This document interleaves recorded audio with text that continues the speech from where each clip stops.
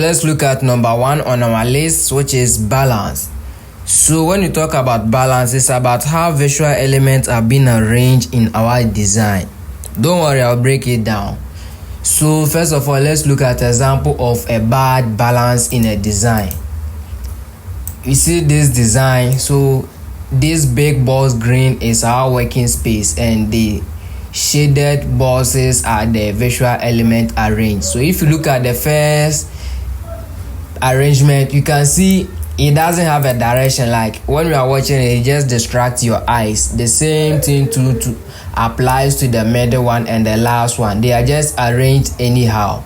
So this is example of a bad balance. Now let's take a look at this one.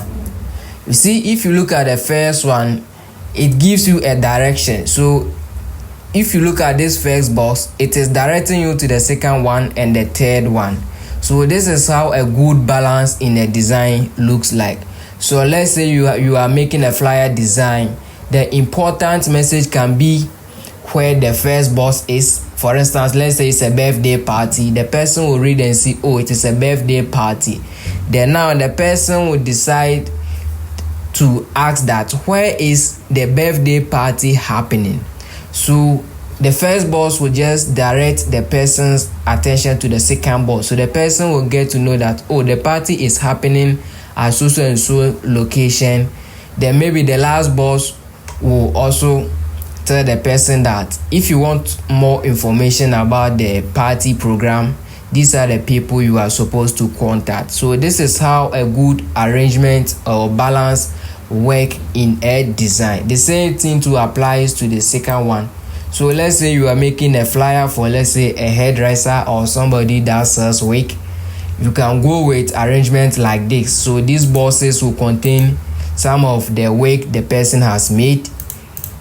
Then maybe beneath here you can talk about, let's say, the contact person and location and stuff.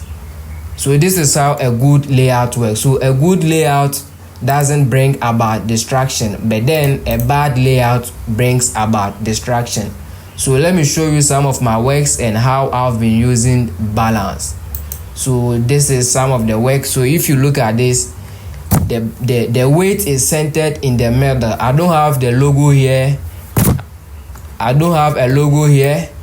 Then the name of this one, if you do something like that, you are not doing a good balance. So I place the logo here and the names of the logo too here, and this is the main program name, then the time. So if you watch it well, it follows the boss. So this is the first boss, the second boss, and the third boss, and I have another last boss, like how I was explaining here. So the first boss, the second boss, and the third boss.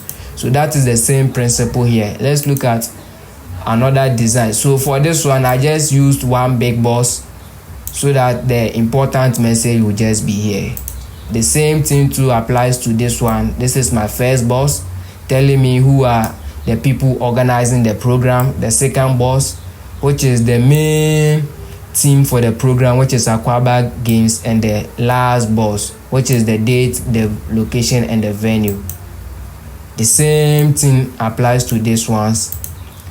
The same